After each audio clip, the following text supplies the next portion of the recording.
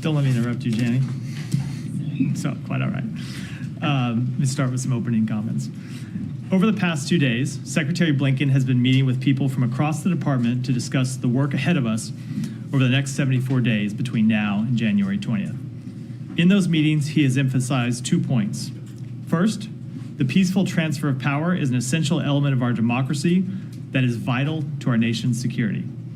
That's why it's so important for us to conduct a smooth, efficient, and professional transition process. To that end, the Secretary has appointed Ambassador Stephen Mull, a distinguished member of the State Department family, to coordinate these efforts on behalf of the department. Ambassador Mull will work with the President-elect's team to ensure as successful a transition as possible. Second, the Secretary has made clear that he intends to use his remaining time in office to make tangible progress on a number of critical issues, cementing our work in maintaining a free, open, prosperous Indo-Pacific, and ensuring we continue to win the competition we're engaged in with China while responsibly managing the relationship between our two countries, ensuring that Ukraine is in the best position possible for success, and bringing an end to the fighting in Lebanon and Gaza while improving the delivery of humanitarian assistance, securing the release of all hostages, and preventing the further spread of the conflict. We have no shortage of work to do over the next 74 days, and we are determined to make the most of the time left. As the President said today, let's make every day count. That's the responsibility we have to the American people. And with that, Matt, you're up. Okay, so to that end, has Ambassador Mull started? Ambassador Mull has started his work on behalf of the department. He's here. He's been attending meetings, getting ready to coordinate the process. We have not yet had contact made by the Trump transition team. There's a process that they go through writ large that's run by the GSA, and then I think, as you know, they appoint agency review teams that interface with each agency. They have not yet done that with respect to the State Department. I can't speak to other agencies, but as soon as they do, we are ready to go and working with them. Okay, because I took a stroll through the transition area and there was nobody there. Maybe he was at lunch. I don't know. He's here. I was in a meeting with him this morning, so okay. I can assure you he is here, hard at work. Okay, but what exactly is he doing? No. If there's been no contact with the incoming transition team. So we have been working on transition activities for some time now, even before he was appointed. What we do before the team is appointed, and we were doing this to get ready for either a Trump transition or a Harris transition, is to put together briefing materials, both on policy and procedures, and to get them ready and to try and anticipate questions that the incoming transition team will have and be ready to answer those as soon as they have an agency review team that comes into the building.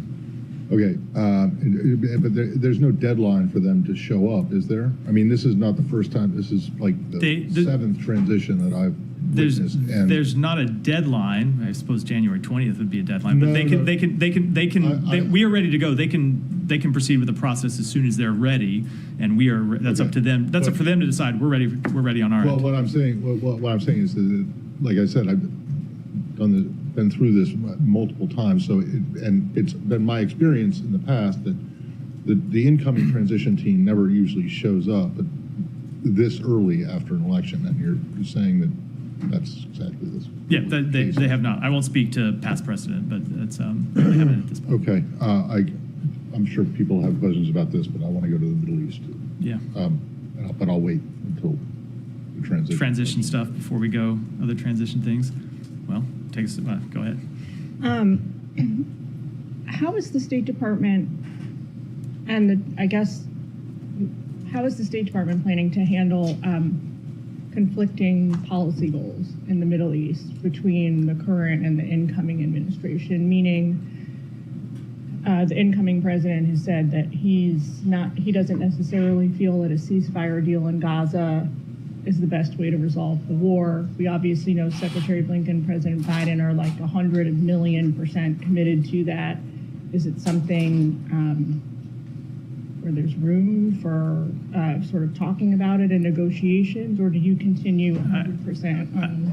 I think it's very important to remember, with respect to our policy in the Middle East and with respect to all of our policies, that there is one president at a time. And Joe Biden is the president, and we will continue to pursue the policies that he has set forward. When it comes to the Middle East, we will continue to pursue an end to the war in Gaza, an end to the war in Lebanon, a surge of humanitarian assistance. And that is our duty to pursue those policies right up until noon on January 20th. And when the president-elect takes office and becomes the president of the United States, it is, of course, his right to pursue different policies, but it's still incumbent upon us that we think to pursue the policies that we believe are best situated to bring peace and stability to the region and advance the national security interests of the United States, and that's what we're going to do. Do you anticipate on the other side of the equation that the Israelis, the Palestinians, Hamas might change their calculations based on that expectation that we're about to have an incoming president who might veer 180 degrees on policy from the current administration? So I certainly can't speak for another government or another entity, and I wouldn't want to speculate about how they might approach this period. Obviously, foreign governments have been through transitions before. We had one 4 years ago, we had one before that, 4 years before that, we had one 8 years before that. And so they're used to dealing with transitions. I think they understand that you have one president at a time. So I won't try to speculate about how they might deal with the various issues that we have before us. I do believe, and the Secretary continues to believe, that an end to the conflict in Gaza is not just in the interest of the Palestinian people, but it is in Israel's interest. And finding a way forward that provides not just short-term security, but lasting security for Israelis and Palestinians alike is in the interest of the government of Israel. And so we will continue to have those conversations with them. But as you have always heard us say, they're a sovereign country and they will make their own decisions. And that's true in the transition as it was true before Election Day. I guess, so how can you, not you personally, but the State Department, the Biden administration, continue to reassure allies, particularly Israel, of long-term stability measures when you really only have a say for another however many, 8 weeks, whatever we've got left? We can make clear to them the policies that we will pursue over the time that we have remaining in office. And we can make clear to them what we believe is in the best interest of the United States, what we believe is in the best interest of the countries in the region. But of course, an incoming president can make his own policy changes, his own policy decisions. Every president has the right to do that. And I think foreign governments are well aware of that, as the American people are well aware of that. Yeah. Yeah, can you give some insight if the Secretary has given any calls or spoken to any of his counterparts around the world as to, either reassure them on the transition or how the U.S. policy is going to change or be impacted? Could you give us some any information you have on calls, he has had a number of calls over the past 24 hours, and without reading out any of those specifically, I will say generally, the message he has had to them has been the same message that you've heard me deliver just in the past 5 or 10 minutes, however long I've been up here.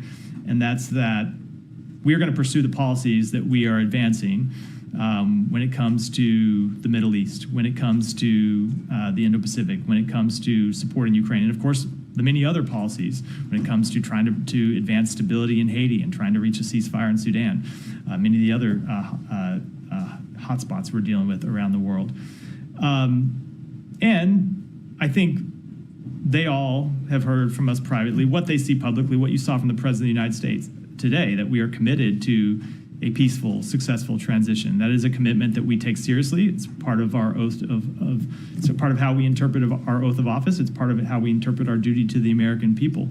When it comes to how you frame the question about making reassurances to allies or partners about the policies of a future administration, that's not something we can do. It's not something we would do. We would never presume to speak for an incoming administration because President-elect was elected by the American public. He has the right to make his own decisions. He will make his own decisions.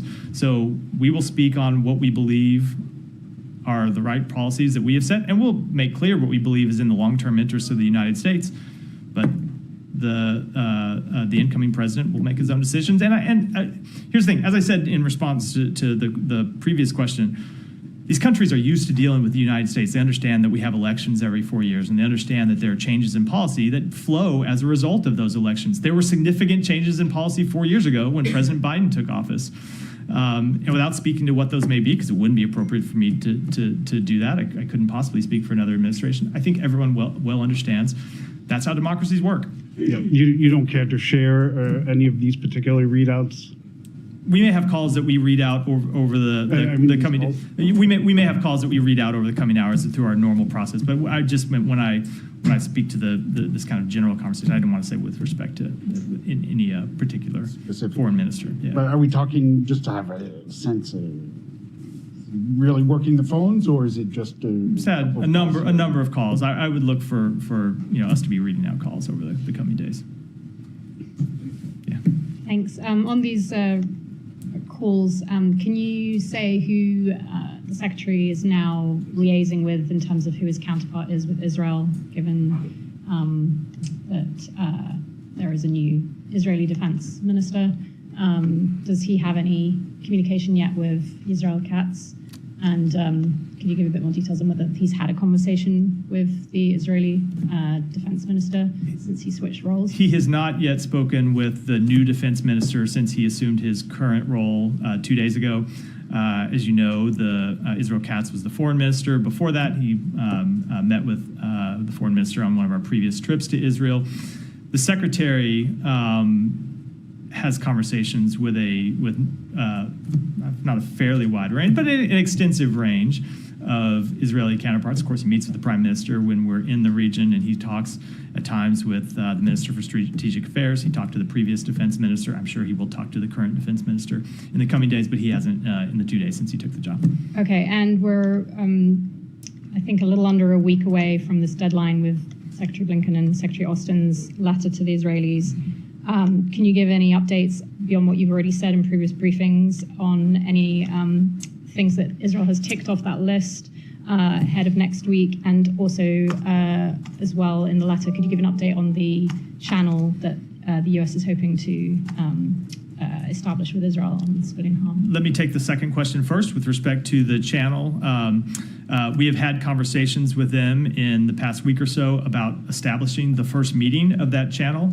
The first meeting has not yet taken place, but we're hoping to land that meeting and have it take place in the coming days, in the next week or two. It's something that continues to be a priority for us. When it comes to progress on the other steps that the Secretary laid out in the letter to improve the delivery of humanitarian assistance, we have seen Israel take a number of important steps over the past several weeks, including in just the past few days. They reopened Erez Crossing, as you heard me report before, but they have also informed us that in the coming days, in the next few days, they plan to open an additional new crossing at Kisufim. They have approved additional delivery routes inside Gaza, which is something that is critical because, as you know, the problem has not only been getting humanitarian assistance to the crossings, but then getting it out of the crossings and getting it delivered to the people who need them. So routes such as the Beni Shuhela Road in southern Gaza, they have approved expanded use of the Israeli fence road and are currently repairing the coastal road to get that road operational for the delivery of assistance. They are now allowing convoys into areas in the north that have been closed for weeks and that you have heard us say needed to be open to allow humanitarian assistance in. The first convoy today went through Jabalia into Beit Hanun, the first convoy in several weeks. That is something that we have emphasized is critical. The people who have been in those areas have had not had access to sufficient food and water, and we have made clear that that needed to change, and we saw the first convoy go to Beit Hanun today. We have seen them take increased efforts to stop looting. They've paved new routes to try and bypass some of the areas where trucks have been looted repeatedly. And we've seen some initial expansion of the Mawasi area, which, as you know, is something the Secretary specifically called for in the letter. So, of course, what's important when you see all of these steps taken is what that means for the results, because it's not just sufficient to open new roads if more humanitarian assistance isn't going through those roads. So what we want to see over the coming days and coming weeks is to see these new routes actually have more humanitarian assistance delivered over them. So we have seen a bit of an uptick in the number of trucks. For example, 2 days ago, we saw 229 enter various crossings and saw 115 of them that were collected, which is a bit of an increase over where we had been. Now, as always, when we give a metric like this, we want to see that number continue to increase. But the most important thing is that we see an increase is that it be sustained. And that is one of the critical metrics that we are looking at. Sorry, just before Yeah. goes, the channel, remind me, when did you give a deadline for that to be set up? We said we wanted to see the first meeting take place by the end of October. It didn't take place by the end of October, Right. but we're working to land the meeting and expect it to happen in the coming days or week or two. Well, okay, if and when it happens, does that mean that they're essentially off the hook for not meeting the October 31st deadline? So there's two things about I want to say about that. First of all, when you look at that portion of the letter, it's important to note that was not tied to the humanitarian assistance piece. That was a separate deadline, right? It was Right. I know you didn't say it, just make it clear, because I think a lot of people have kind of conflated the two. What we made clear in the letter is that we wanted to see that meeting take place. We've had a lot of communication with them about the appropriate level Yes, at which that meeting should take place, the appropriate way for that meeting to take place. We asked for it virtually, and what I think we're going to land on is an actual in-person meeting, and are working on exactly who attends that meeting and when it happens, and hope to get that finalized in the next few days and be able to announce when it will happen, but we're not there yet. Well, I get that. I understood, but does that mean that they get they move from a failing grade to a passing grade if and when it comes up? That's not the way we're looking at it. We said we want to have the meeting. It didn't happen by when we wanted it to happen. We want to have it happen as soon as possible. So there's no penalty for it.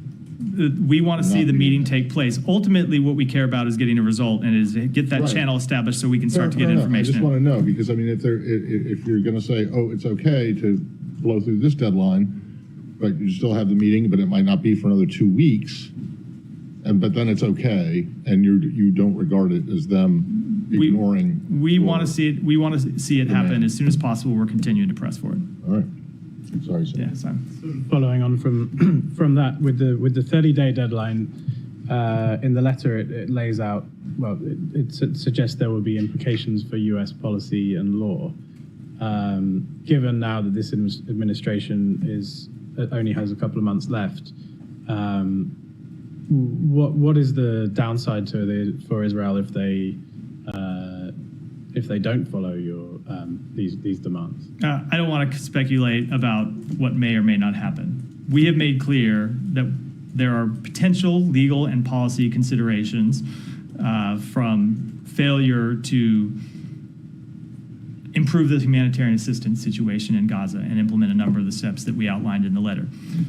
We are in active discussion with them, including in the past several days, about steps that they have taken and what more that they need to do.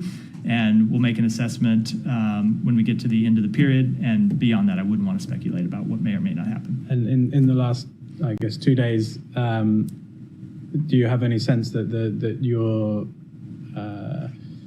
your pressure is being taken less seriously as a result of, anything that you do in the next 2 months would be able to be reversed? So we have seen them take I would just note that what we have seen, including over the last few days, in response to the letter that we sent them, and not just the letter, but in response to the repeated engagements we have had with them, both at the secretary's level. As you know, he talked to the then defense minister on Monday. He talked to the minister of strategic affairs on Friday to make clear that we wanted to see further progress beyond what we had already seen. And engagements at other levels, including through our ambassador, Jack Lew, and through our special envoy, Lise Grande. We have continued to press them, and we have seen them, including in the past few days since the election, take additional steps. So I'm not going to try to judge why, I'm not going to try to make a judgment that's connected to the election one way or the other. We're just going to look at the facts, and we're looking at the facts as they develop, and we'll make our assessments based on those facts. And you mentioned the administration is going to do everything it can to get a ceasefire, both in Gaza and Lebanon before the end of the administration. particularly on Gaza, I think there had obviously been months of ceasefire talks. Then around Sinwar's death, there was this effort to restart the talks that hasn't been successful. What is the state at this moment? Are there talks? Is there any prospect for a ceasefire? Are the sides engaging? We continue to talk to the mediators, to our fellow mediators, and continue to talk about whether there may be appropriate formulations that could advance the ball and get us off the kind of stalemate that we've been in for some time. And it's been publicly reported that one of the proposals that we put forward with the other mediators, Hamas rejected last weekend. So that doesn't mean that we'll stop. We're going to continue to try to push to get a ceasefire and find a way to end the war, but it takes the parties being willing to engage on those efforts. Saeed. Thank you, man. Does the letter envision a number of trucks? I mean, I don't recall that should go in on any particular day. Did that include any figure? It does. I'll have to go back to the letter, refer you back to the letter to look at the details. Okay, thank you.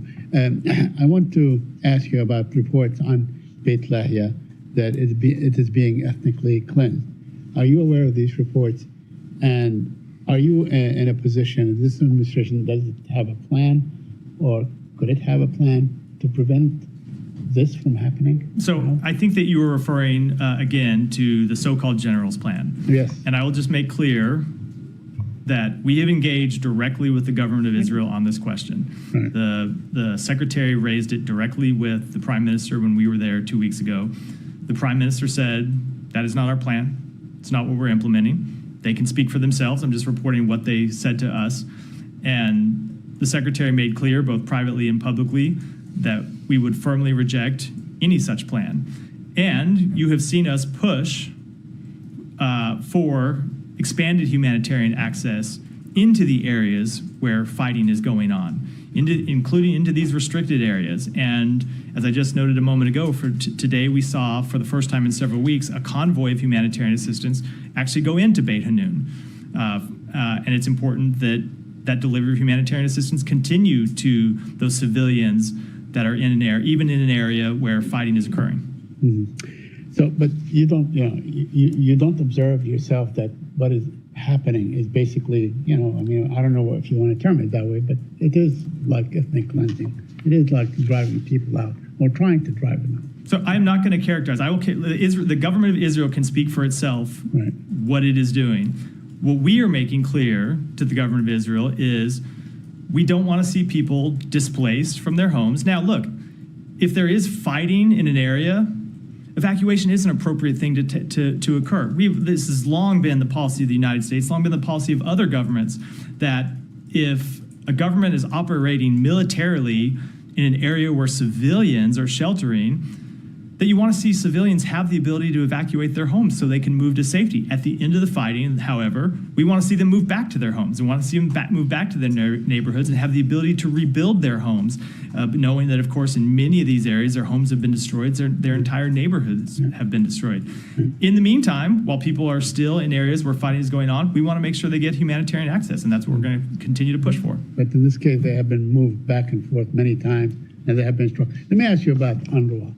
Now, UNRWA has told the Israelis that, replacing UNRWA relief agency would be your responsibility, whatever that means. Now, we know that the president-elect back in 2018 basically cut off aid to UNRWA, so we know where they stand. I want to ask you, is there anything that could possibly be done over the next few weeks to make sure that UNRWA stays, that, I don't mean to be snarky or flippant, to make it Trump-proof in any way, that the organization would continue to be? So we will continue to make clear that we support the work that UNRWA does. As you know, we are banned by an act of Congress from funding UNRWA.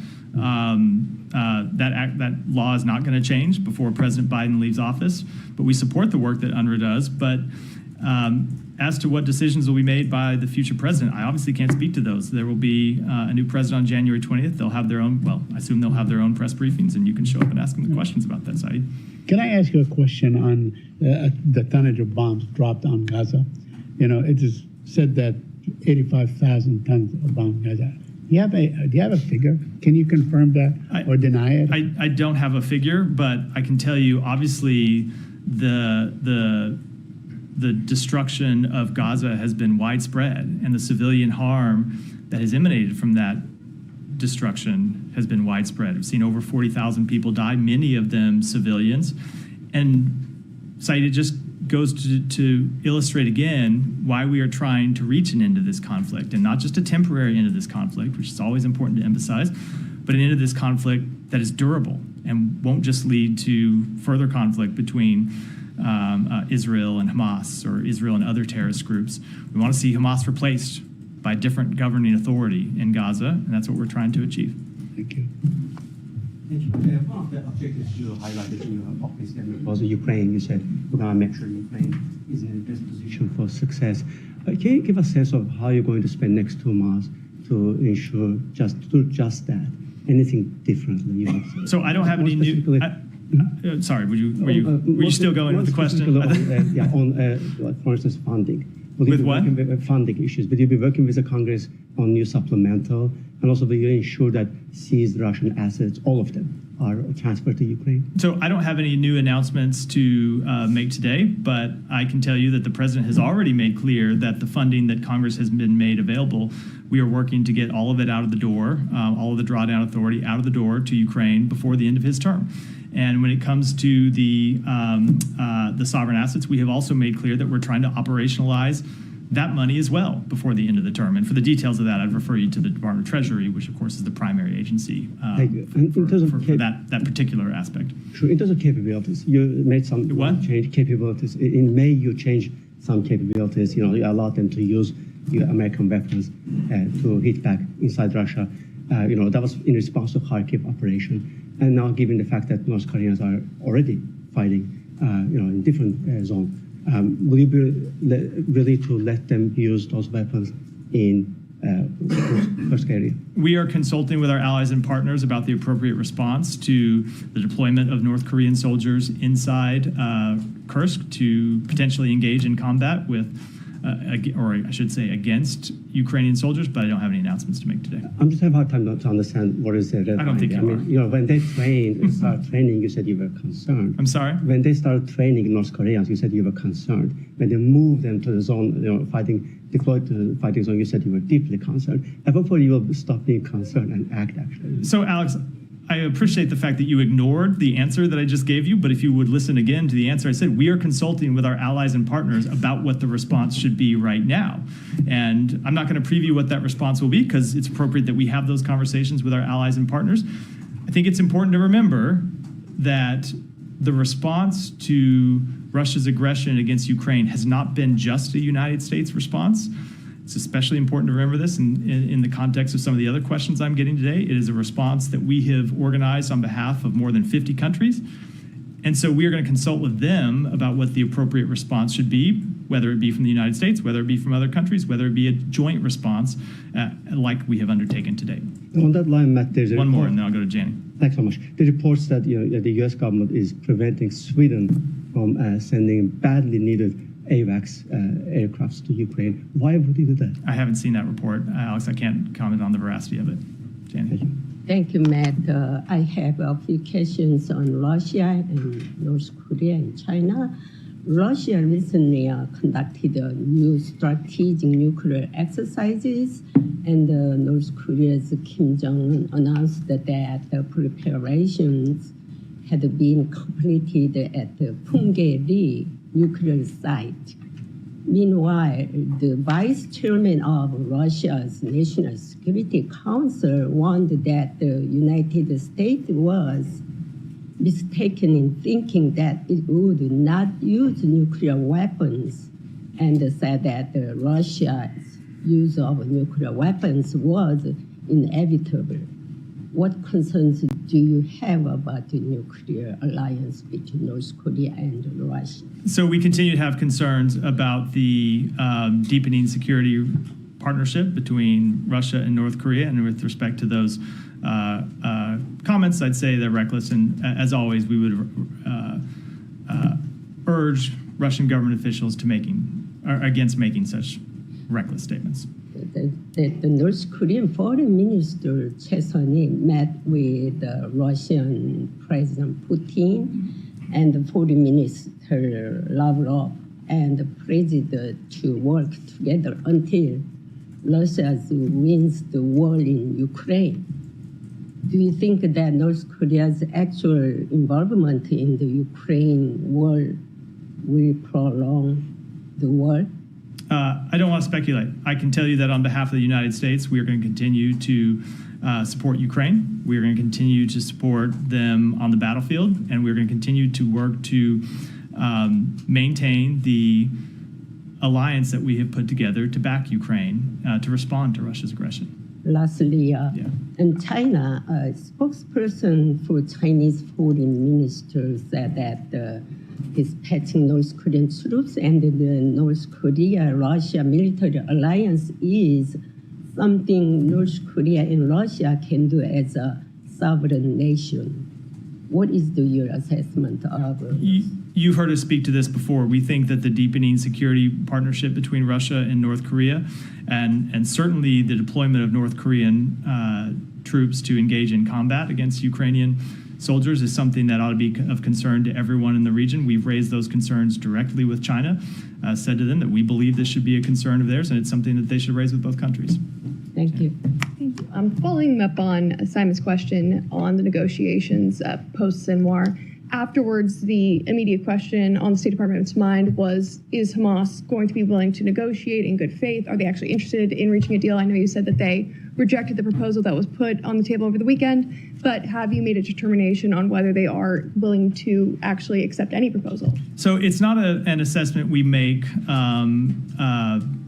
sort of across the board. It's an assessment we make based on their actual responses to proposals that are put on the table.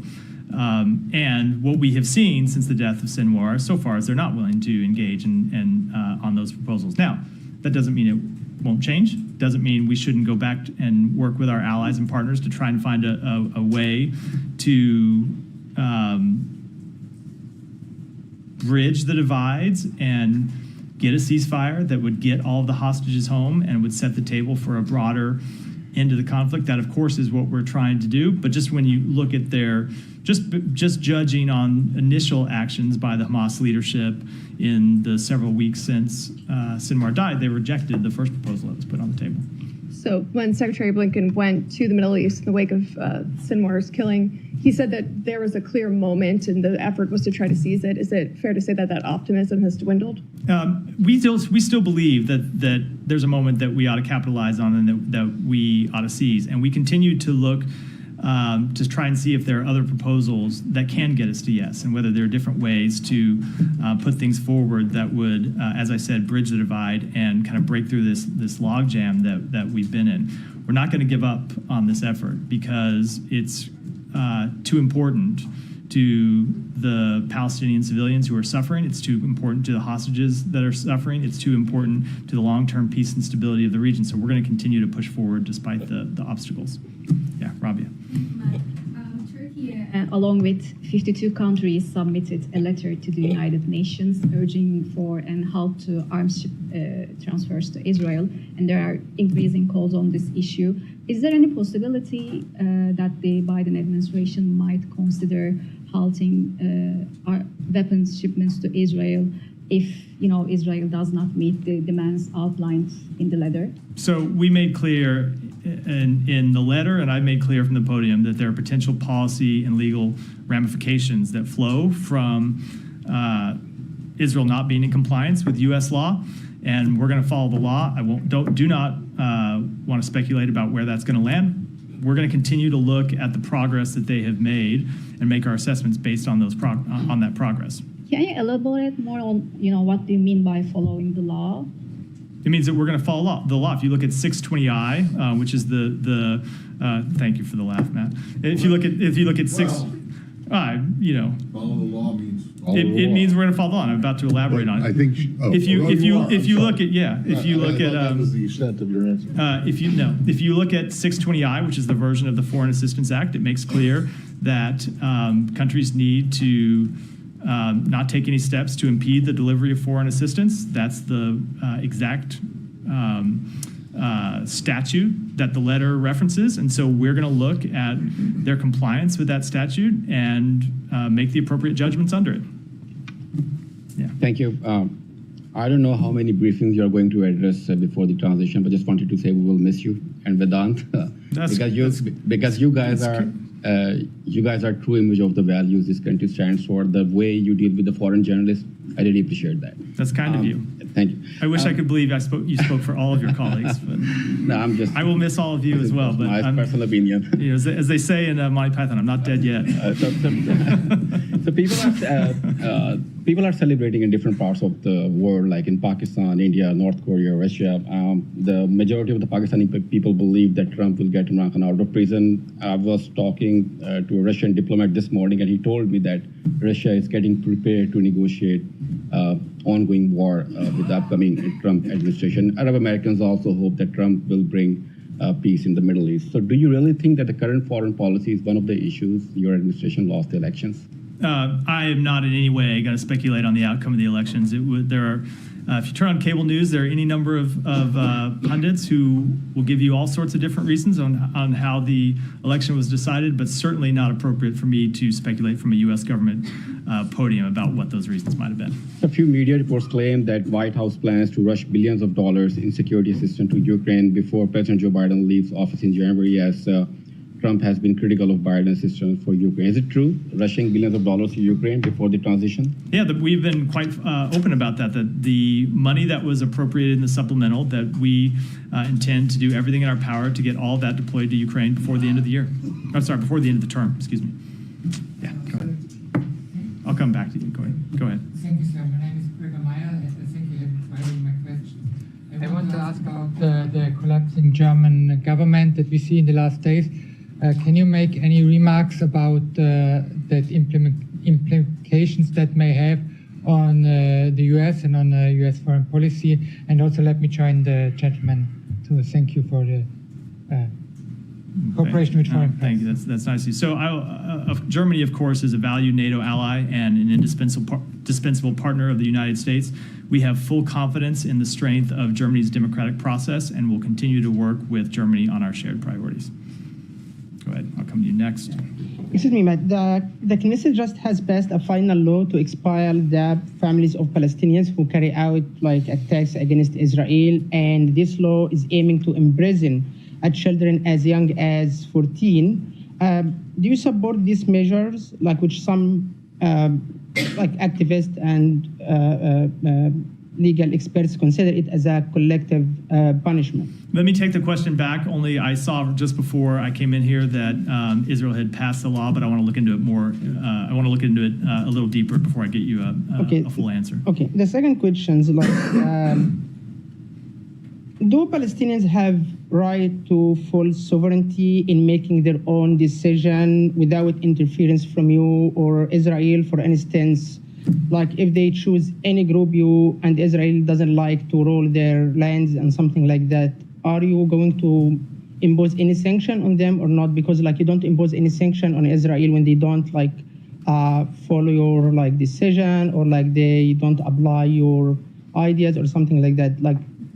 So I'm not do Palestinians, they have the same right? I'm not sure what you mean by choosing a group to rule their own land.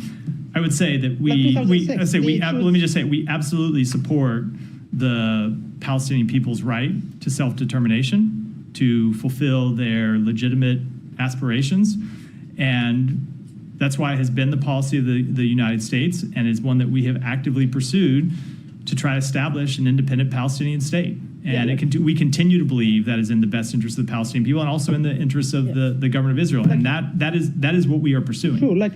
For concrete example, Palestinians in 2006, they chose Hamas to rule Gaza in this time. So it means. And we see how that has worked out for everyone in the region, quite terribly. Yeah. This is Palestinian decision. I'm Egyptian, not Palestine. Right. But I'm just saying this still it's a Palestinian issue. We see China hosting them for negotiation. So it means Palestinians themselves still recognize Hamas about the part of Palestinians, and they go China, go Russia, go Global South, and it seems like complicated. Like how USA look at this complicated choosing people, because at the end of the day, all of them are Palestinian. So we reject a terrorist organization controlling any government anywhere in the world. The bottom line policy of the United States, something that we reject, something that we do not support. And we believe that most Palestinians don't want to see a terrorist organization govern the Palestinian people. If you look at the results of a terrorist organization governing Hamas, it has been a war that has wreaked widespread destruction on Gaza and led to the death of more than 40,000 Palestinians. So now, or is it? They told Well, no, I'll just say, but what we want to see is a pathway to two states, state of Israel and an independent Palestinian state.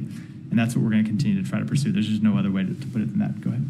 Thank you, sir. A few questions. Number one, today was actually Yoav Gallant's final day as defense minister to support of Israeli law. He held a farewell call with Secretary Austin today.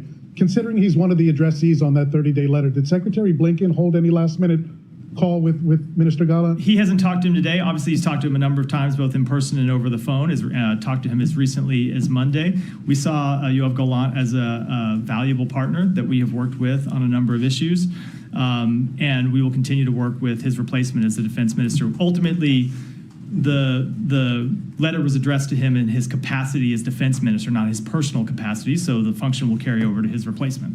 In terms of the talks that are ongoing up until, I would presume, January 20th on potential hostage and ceasefire deal, President Trump has famously not wanted his political rivals to get any kind of wins, as he called it, or usurp any achievements that he may have. Is there any concern Egypt, Qatar, based on their reliance on the next administration, may lessen their cooperation here down the home stretch with the U.S.? I cannot speak for any other government or what they will do or what they might not do.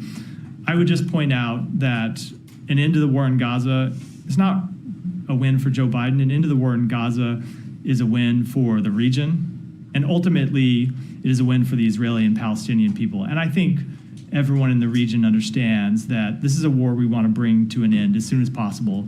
And no one should be waiting for 74 days and letting this suffering go on any longer than it should have if there's a path to bringing it to an end before then. Last question for you. President Obama famously in his final days approved an abstention at the UN Security Council on a key vote involving Israel.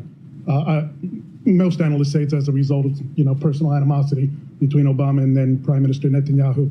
Are there any promises, any guarantees about these final days at the UN and whether President Biden will continue to support Israel as he has? So you should not read this into this answer I'm about to give anything. You shouldn't read it in one way or the other.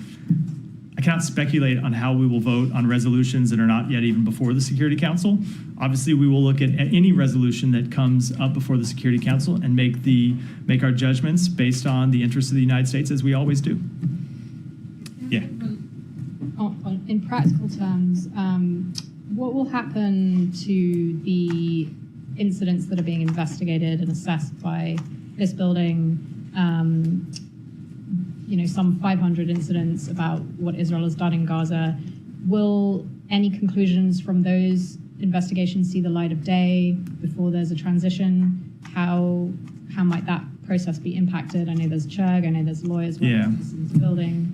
Can you say whether there will be any, how do you make sure that this administration's work on those incidents will see light of day and be part of what you guys have done so that that's public? So I can't put a timetable on when we will reach conclusion to any of those investigations, but I can say that the obligation to follow the law is not an obligation that stops when there is a change in government, a change in power. Every administration has the obligation to follow the law and to look into potential misuse of weapons that have been provided by the United States or potential violations of international humanitarian law.